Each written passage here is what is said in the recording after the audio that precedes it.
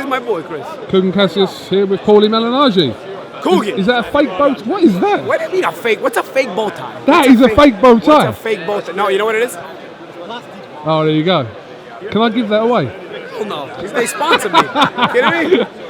Sponsor you. Oh yeah. Paulie, what did you make of that? Luxury details. Anthony Joshua, 7th round, destroying Povetkin in that round. Destroyed Povetkin in that round. Well, Anthony Joshua knockouts are usually pretty destructive. I gotta say, if I don't say so myself. Go, Michael. You're good. He can always do it. You know, the thing is, Joshua fight, the knockouts are pretty destructive. So if you find yourself on the end of a Joshua knockout, you probably went out in a rough style. But this fight was a good fight. This fight was a competitive fight.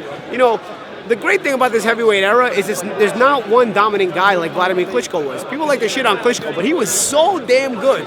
He was so good in his prime. You know, so you know he beat this guy. He beat this guy tonight easily. He dropped him 4 times. I went the distance with him, but he beat him very easily. See the kind of trouble he gave Joshua tonight. You know, this is the great thing about this heavyweight era, and the fun thing about it is everybody's a little bit flawed, but it makes you love them more because they're exciting. They get hit, they hit back, they get up off the canvas, they knock guys out, they still stay undefeated. And that's what's been going on with Joshua Wilder, and I think that's why people love them so much. People are starting to love them more and more. You know, and of course you got that enigma called Tyson Fury in the mix. You know, who still hasn't lost a fight. It still presents a problem for anybody if he can get himself motivated. So you know, they're starting to get closer. Everyone's starting to get closer to fighting. You know, they're starting to get the whole group closer. And Povetkin was one of those fights where it had to happen tonight with somebody, and it happened with Joshua. And you know, we saw how he it had ended. a couple of moments in that, didn't he, early on? Povetkin, I had the fight 3-3, Yeah. but moments. The fight was up in the air. Right? The All fight right, was up in the okay, air yeah. when the fight went out. When the fight ended, that shit was up in the air still. I didn't know who was going to win that fight until it ended. But there's not many better finishers in the game than Anthony Joshua when he's on it. No, when he's on a it. finisher. I mean, if you find, it doesn't matter how competitive the fight is. If you find yourself on the end of a finisher by Anthony Joshua,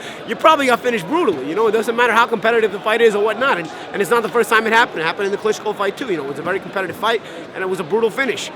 You know, a brutal finish has nothing to do with how competitive the fight was, though. The fight was a good fight, and I like that Joshua once again had to show character. He showed some flaws. He's going to go back to the drawing board. He's fighting various styles, so it's only good for him that he's going to keep maturing, fighting all these styles.